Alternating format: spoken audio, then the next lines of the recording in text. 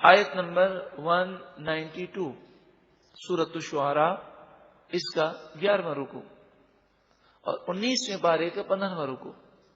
وَإِنَّهُ، اور بے شک یہ قرآن، لَتَنزِيلُ رَبِّ الْعَالَمِينَ، رب العالمین کی طرف سے اتارا ہوا ہے۔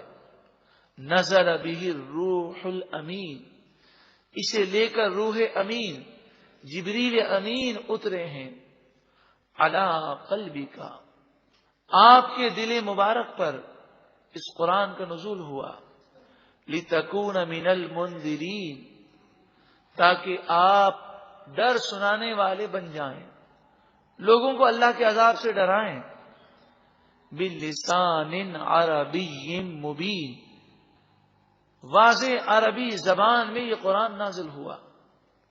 وَإِنَّهُ لَفِي زُبُرِ الْأَوَّلِينَ، اور بے شک پہلی کتابوں میں اس کا ذکر اور اس کا چرچا موجود ہے۔ زبر کتابیں، اولین پہلی، توریت، زبور، انجیل اور پچھلے صحیفوں میں قرآن کا ذکر اور اس کا چرچا موجود ہے۔ اولم یکن لہم آیۃ ان یعلمہ علماء بنی اسرائیل، کیا ان لوگوں کے لیے یہ بات نشانی نہ بنی کہ بنی اسرائیل کے علماء اس قرآن کو اور حضور کو جانتے ہیں۔ نبی آخر الزمان صلی اللہ علیہ وآلہ وسلم کی تصدیق توریت، انجیل، زبور بھی کر رہی ہے، اور ان کے ماننے والے بھی جو تعصب کا شکار نہیں ہیں، جو ضد کا شکار نہیں ہیں، جو جھوٹ نہیں بولتے، حق کا اظہار کرتے ہیں، وہ ان باتوں کو مانتے ہیں۔ کیا نبی آخر الزمان سچے نبی ہیں؟ اس بات پر یہ باتیں کافی نہیں ہیں۔ وَلَوْ نَزَّلْنَاهُ عَلَى بَعْضِ الْأَعْجَمِينَ، اور اگر ہم اس قرآن کو کسی اجمی پر نازل کرتے، جسے عربی بولنا ہی نہ آتی ہو، اس پر نازل کرتے، اور پھر وہ فصیح عربی میں کلام سناتے، پھر بھی یہ کافر یہی کہتے کہ انہوں نے خود بنا لیا ہے۔ یعنی حضور صلی اللہ علیہ وآلہ وسلم کی زبان تو فصیح عربی ہے، اور کافر کہتے ہیں کہ حضور نے خود بنا لیا ہے۔ اگر کسی اجمی پر قرآن نازل ہوتا، حضور کی زبان اجمی ہوتی، عربی کے علاوہ ہوتی، اور آپ عربی میں قرآن سناتے، تب بھی وہ اس معجزے کو دیکھ کر بھی یہی کہتے کہ انہوں نے خود بنا لیا۔ اور اگر ہم اس قرآن کو کسی اجمی پر نازل کرتے، فَقَرَأَهُ عَلَيْهِمْ مَا كَانُوا بِهِ مُؤْمِنِينَ، پھر وہ یہ قرآن انہیں پڑھ کر سناتا، پھر بھی وہ ایمان نہ لاتے۔ کذالک، اسی طرح، سلکناہ، ہم نے اس جھٹلانے کو داخل کر دیا، فی قلوب المجرمین، مجرموں کے دلوں میں۔ مراد یہ ہے کہ ان لوگوں نے اس قدر جھٹلایا اور ایسی ایسی نافرمانیاں کی کہ اب ان کے دل مردہ ہو چکے ہیں، انہیں ذرہ برابر بھی احساس نہیں ہوتا کہ ہم کام غلط کر رہے ہیں۔ ان باتوں سے یہ معلوم ہوا کہ اگر ہمیں احساس ہے کہ ہم یہ کام غلط کر رہے ہیں تو ہمیں اللہ کا شکر ادا کرنا چاہیے کہ کم از کم غلط کام کا احساس تو ہے، اور اگر غلط کام کرتے ہیں اور اس پر ندامت بھی نہیں ہے تو پھر ڈر جانا چاہیے کہ کہیں ہمارے دل مردہ تو نہیں کر دیے گئے، کیونکہ جس کو غلط کام کا احساس نہیں ہوگا، جسے غلط کام کرنے کے بعد شرمندگی محسوس نہیں ہوگی، تو پھر اسے توبہ کی توفیق کیسے ملے گی؟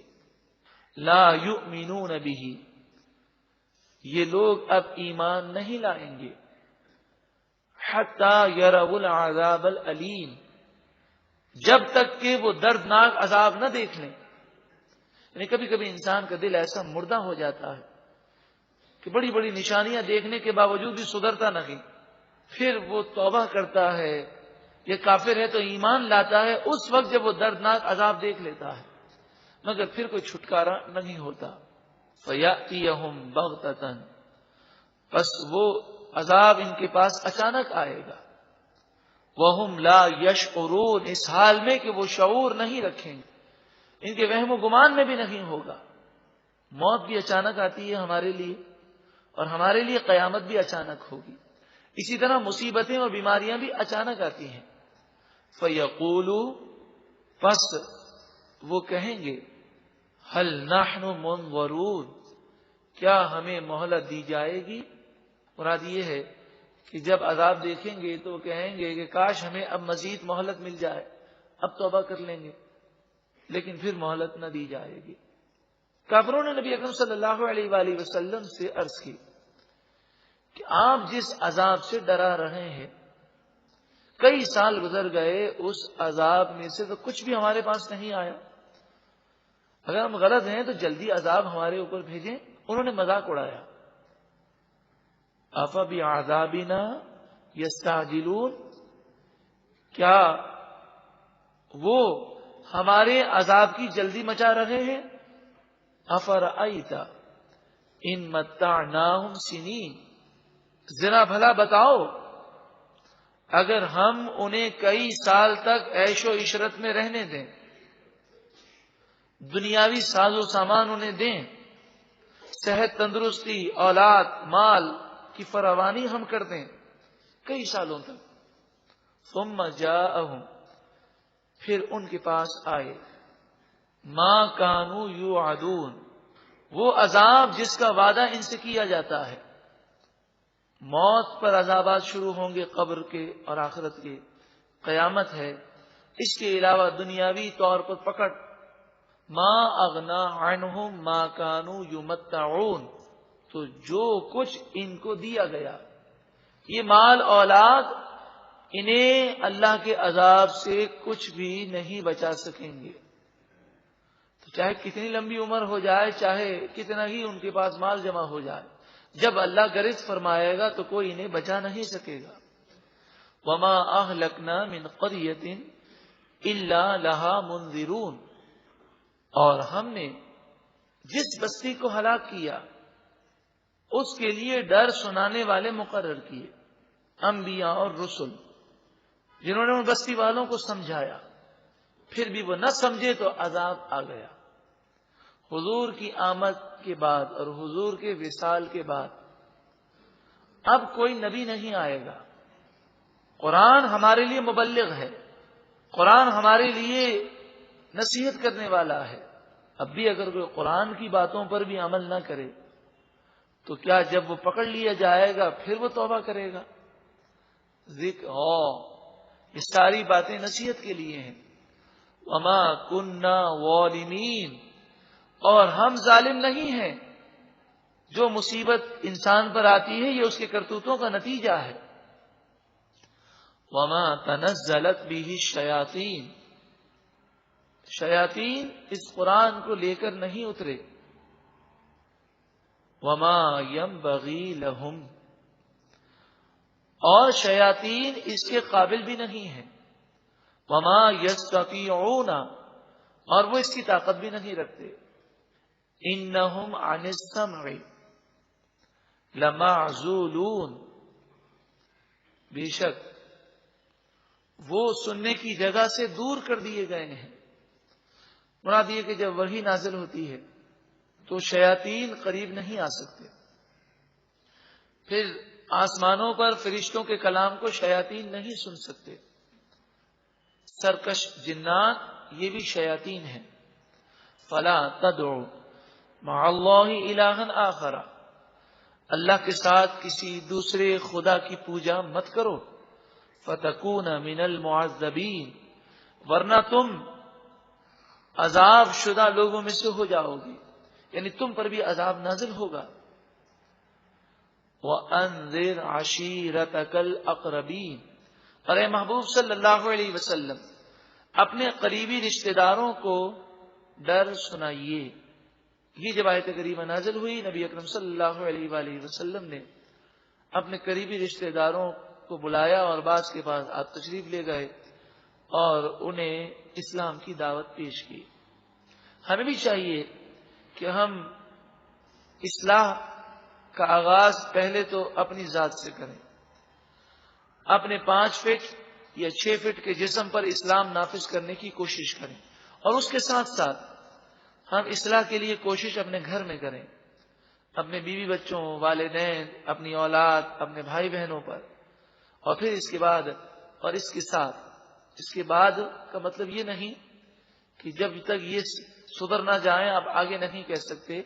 اپنی اصلاح بھی کریں، اپنے گھر والوں کی بھی اصلاح کریں، اور اس کے ساتھ ساتھ اپنے رشتہ داروں کی بھی اصلاح کریں، کیونکہ دوسروں کے حقوق کے مقابلے میں رشتہ داروں کے حقوق زیادہ ہیں.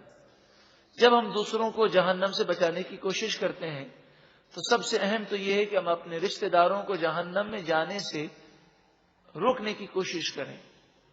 اگلی آیت کریمہ مومنوں کے دلوں کو خوش کر دینے والی آیت کریمہ ہے.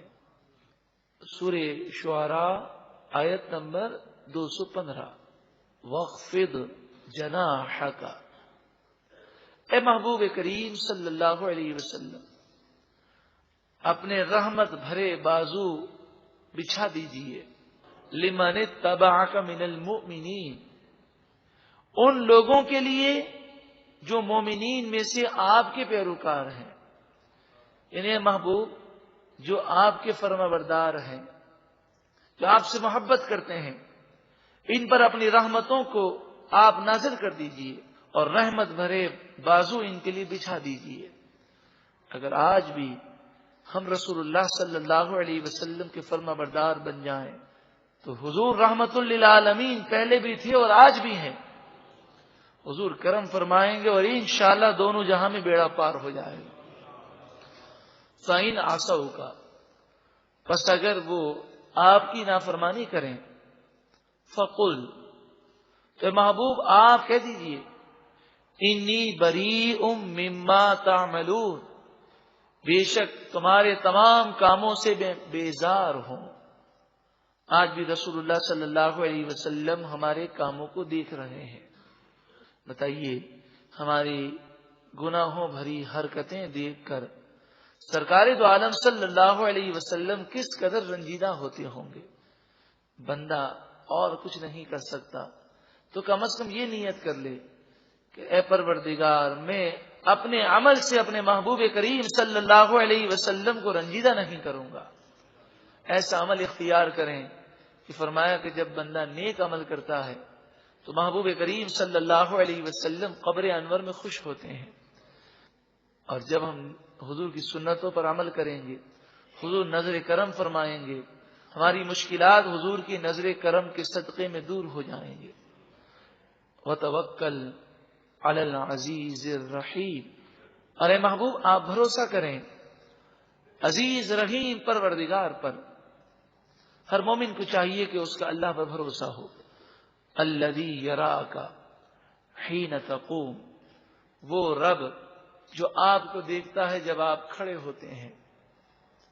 وتقلبک فی الساجدین، اور جب آپ سجدہ کرنے والوں میں یعنی مومنین میں ہوتے ہیں اس وقت بھی اللہ آپ کو دیکھتا ہے. اللہ تعالیٰ تو ساری مخلوق کو دیکھ رہا ہے، مگر محبوب کریم صلی اللہ علیہ وآلہ وسلم کا ذکر خصوصیت سے فرمایا گیا کہ محبوب کریم اللہ تعالیٰ کے محبوب ہیں. انہو، بے شک وہی، هو السمیع العلیم، وہی سننے والا علم والا ہے. هل انبئکم علی من تنزل الشیاطین، کیا میں تمہیں خبر دوں کہ شیاطین کس پر نازل ہوتے ہیں. تنزل علی کل افاک اثیم، شیاطین ہر بہتان باندھنے والے گناہگار پر شیاطین نازل ہوتے ہیں. کہ انسان جب گناہ کرتا ہے تو ہم نے دیکھا ہوگا کہ گناہ کرنے والے کو عجیب و غریب سوچ پیدا ہوتی ہے. وہ گناہ کے نئے نئے طریقے ایجاد کرتا ہے، اور جو جھوٹ باندھنے والا ہے، فراڈ کرنے والا ہے، جو حرام کمانے والا ہے، وہ بھی نئے نئے طریقے ایجاد کرتا ہے. یہ سارے طریقے انہیں شیاطین سکھاتے ہیں.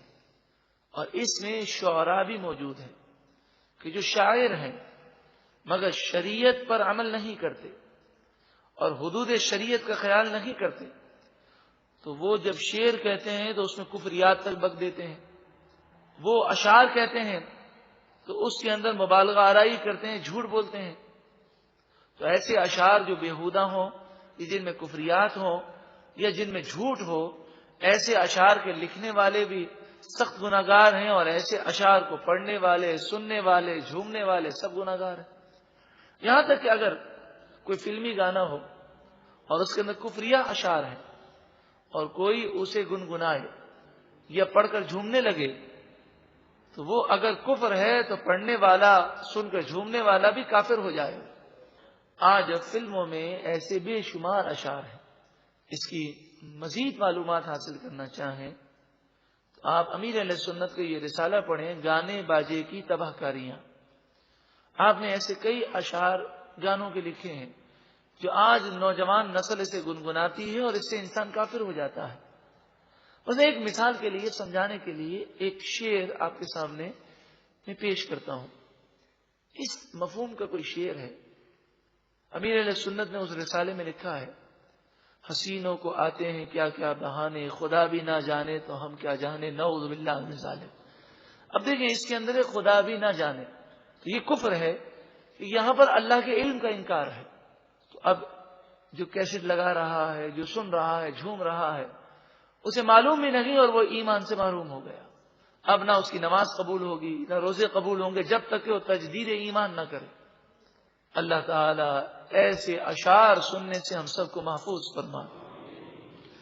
یلقون السمع، وہ سنی ہوئی باتیں ان لوگوں پر ڈالتے ہیں۔ شیاطین باتیں سنتے ہیں اور ایک دوسرے کی باتیں دوسروں تک پہنچاتے ہیں۔ خاص طور پر جو جادوگر ہیں ان کے قبضے میں سرکش جنات ہوتے ہیں اور وہ ان کے کہنے پر بہت سارے کام کرتے ہیں۔ وَأَكْثَرُهُمْ كَاذِبُونَ، اور ان میں سے اکثر جھوٹے ہیں۔ یعنی شیاطین، سرکش جنات جو باتیں بتاتے ہیں ان میں سے اکثر باتیں جھوٹی ہوتی ہیں۔ وَالشُّعَرَاءُ، اور بیہودہ شعر گوئی کرنے والے شاعر،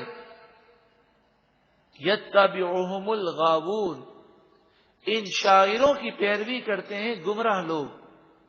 الم تر انہم فی کل وادی یہیمون، کیا تم نے نہ دیکھا ان شعراء کو کہ ہر وادی میں یہ مارے مارے پھرتے ہیں۔ عجیب و غریب وہ باتیں کرتے ہیں، لوگ خوش کرنے کے لیے جھوٹ بولتے ہیں۔ وَأَنَّهُمْ يَقُولُونَ مَا لَا يَفْعَلُونَ، اور وہ ایسی باتیں کہتے ہیں جو خود کرتے نہیں ہیں۔ اعلی حضرت امام اہل سنت امام احمد رضا علیہ الرحمہ نعت گوئی فرماتے، اشعار لکھتے، لیکن آپ کے قلم میں بڑی احتیاط ہوتی۔ آپ کے پاس ایک شاعر آیا اور اس نے کہا حضرت یہ میں نے نعت لکھی، آپ ذرا سن لیجئے۔ آپ نے کہا سنائیے۔ تو اس نے اشعار پڑھے جس کے اندر یہ بات تھی کہ محبوب کریم صلی اللہ علیہ وسلم آپ کی یاد میں نہ میں سو سکتا ہوں، نہ کھا سکتا ہوں، نہ پی سکتا ہوں، بس میں آپ ہی کی یاد میں مست ہوں۔ اعلیٰ حضرت امام اہل سنت امام احمد رضا علیہ الرحمہ نے اس سے فرمایا یہ تم نے جو لکھا ہے کیا تمہاری یہ دلی کیفیات ہیں؟ کتنے دن سے تم نے کھانا نہیں کھایا اور کتنی راتوں سے تم سوئے نہیں ہو؟ تو وہ کہنے لگا حضرت یہ تو شعر ہے، یہ تو ایک جذبات کا اظہار ہے، میری ایسی حالت تو نہیں ہے۔ تو آپ نے فرمایا جھوٹ، اور وہ بھی سرکار کی بارگاہ میں، سرکار کی بارگاہ میں جھوٹ بول رہے ہو۔ تو ان شعراء کی مذمت کی گئی، لیکن وہ شعراء جو شریعت کے دائرے میں ہیں ان کی تعریف آگے کی گئی۔ اِلَّا الَّذِينَ آمَنُوا وَعَمِلُوا الصَّالِحَاتِ، مگر وہ شعراء جو ایمان لائے اور انہوں نے اچھے عمل کیے۔ وَذَكَرُوا اللَّهَ كَثِيرًا، اور وہ اللہ کو بہت یاد کرتے ہیں۔ ان کے اشعار کے اندر بےہودگی، جھوٹ یا کفریات نہیں ہوتے، بلکہ اللہ کا ذکر ہوتا ہے، اس کے محبوب کا ذکر ہوتا ہے۔ وَانْتَصَرُوا مِن بَعْدِ مَا ظُلِمُوا، وہ مدد کرتے ہیں اس کے بعد کہ ان پر ظلم کیا گیا۔ مراد یہ ہے کہ کافروں نے مسلمانوں کی مذمت میں اشعار لکھے تو ان مسلمان شعراء نے اشعار کا جواب اشعار سے دیا۔ تو جن پر ظلم کیا گیا اور اشعار کی زبان میں ان پر طنز کیا گیا تو ان مسلمان شعراء نے اس کا جواب اشعار میں دیا کہ تلوار کا جواب تلوار سے ہوگا، نصر کا جواب نصر سے ہوگا اور اشعار کا جواب اشعار سے ہوتا ہے.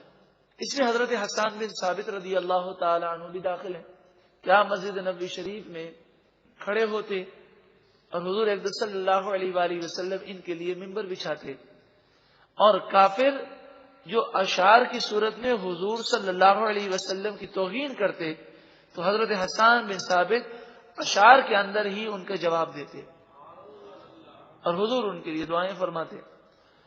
وَسَيَعْلَمُ الَّذِينَ ظَلَمُوا, اور ان قریب ظالم لوگ جان لیں گے, أَيَّ مُنْقَلَبٍ يَنْقَلِبُونَ, کون سی جگہ وہ پلٹا کھائیں گے, یعنی کہاں سے ان پر عذاب آئے گا اور ان کی ترقی یکدم ذلت میں تبدیل ہو جائے گی, ان قریب وہ جان لیں گے. یہ صورت مکمل ہوئی. آخر میں گناہ گاروں کے لیے عبرت ہے. اللہ تعالی ہمیں گناہوں سے سچی پکی توبہ کرنے کی توفیق عطا فرمائے.